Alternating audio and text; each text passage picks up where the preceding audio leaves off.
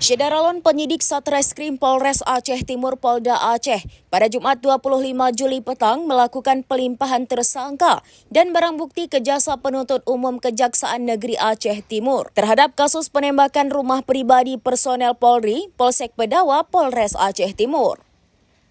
Tersangka berinisial YZ, warga Gampung Jambu Rehat, Kecamatan Banda Alam, Kabupaten Aceh Timur, diduga sebagai pelaku penembakan rumah pribadi personel Polri Polsek Bedawa Polres Aceh Timur, Aibda MS, pada Jumat 25 Oktober 2024 lalu.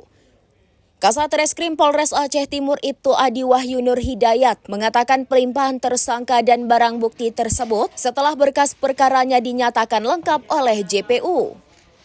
Bersama tersangka, penyidik turut menyerahkan sejumlah barang bukti yang berkaitan dengan kasus tersebut ke JPU, diantaranya satu buah magazine kaliber 5,56 mm, 10 butir peluru kaliber 5,56 RTA, 32 butir peluru kaliber 5,56 buatan pindad, 11 peluru kaliber 7,62 mm, satu celana dan baju loreng, sepasang sepatu, serta 2 handphone.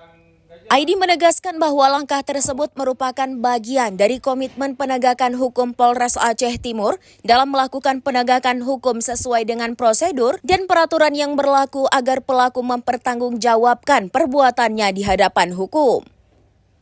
Ia mengatakan motif YZ melakukan penembakan ke rumah pribadi personel Polri bukan karena dendam pribadi terhadap anggota kepolisian, melainkan murni untuk menciptakan gangguan keamanan di wilayah hukum Polres Aceh Timur.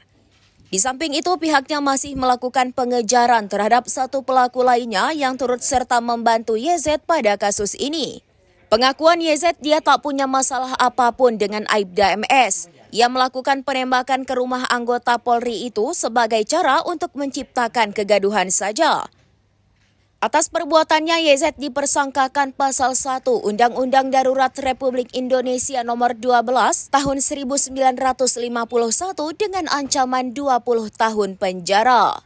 Di tepat hari Kamis kemarin tanggal 24 sudah kita lakukan pelimpahan tersangka dan berikut barang buktinya. Kasus penembakan terhadap rumah anggota Polri di TKP di Kecamatan Bedawa. Hari Kamis kemarin sudah kita serahkan tersangka, berikut barang buktinya ke Kejaksaan Aceh Timur. Untuk tersangka yang kita limpahkan ke Kejaksaan, kita menggunakan Undang-Undang Darurat karena atas pemilikan senjata apinya itu.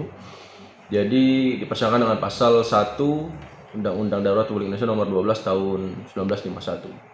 Itu dengan ancaman hukuman penjara 20 tahun. Dari Aceh Timur, Maulidi Al-Fatah, serambinews.com. Download Tribun X sekarang, menghadirkan lokal menjadi Indonesia.